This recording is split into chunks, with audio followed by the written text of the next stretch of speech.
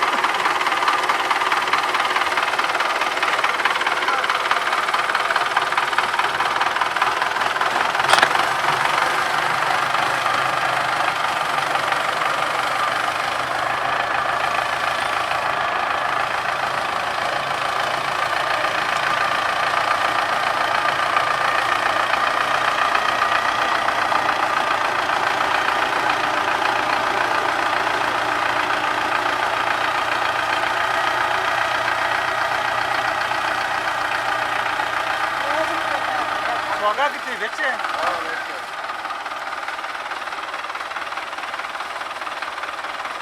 किताब